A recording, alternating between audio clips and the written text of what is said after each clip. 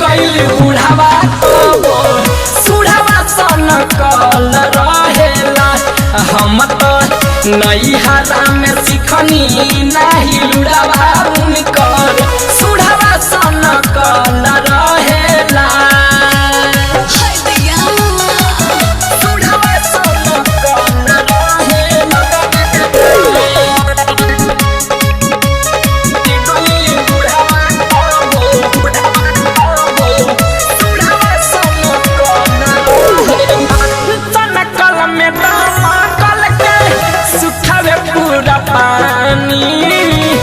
तनिको न सोचे हमारा उमर बना दानी।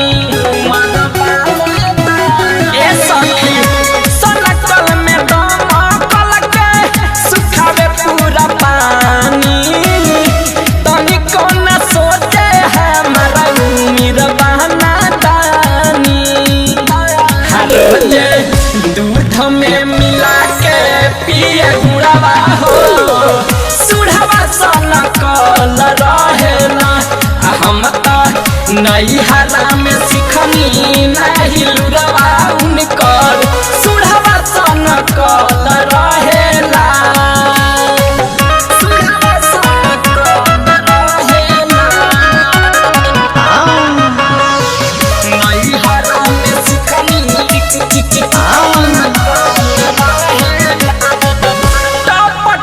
पसेनाई चुआवे सुन जाड़ा में देखे में लागे नहीं ओरिया खड़ा में बुझलू। टप पसेनाई चुआवे सुन जाड़ा में देखे में लागे नहीं ओरिया खड़ा में। कल गड़े चुभे चुभी दाढ़ी पिड़ावा हो सुढ़ावा सन कल रहेला। कि हम तो नैहरा में सिखनी नाही लुड़ावा उनकर सुढ़ावा सन कल रहेला।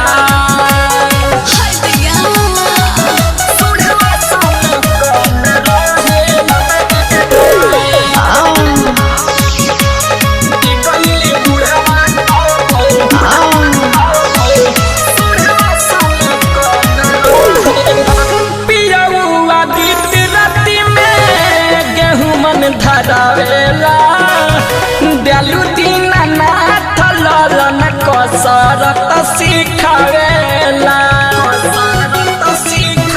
सखी हो बलमुआ बीती राती में गेहूं मन धरावेला डालू दीना नाथ ललन कसरत सिखावेला।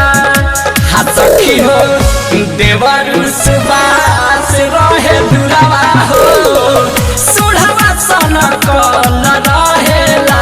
कि हम तो नैहरा में सिखनी नाही लुड़ावा उनकर सुढ़ावा सन कल रहेला। डर लागे से जिया पर घुस जब घर में कहाँ ले बताई कतना खूबी बाबे पर में। हाँ सखी सैया हमार मिल गइल बुढ़ावा तबो सुढ़ावा सन कल रहेला। कि हम तो नैहरा में सिखनी नाही लुड़ावा उनकर सुढ़ावा सन कल रहेला। Sangam music recording studio Dhaka. Contact number 8084305030।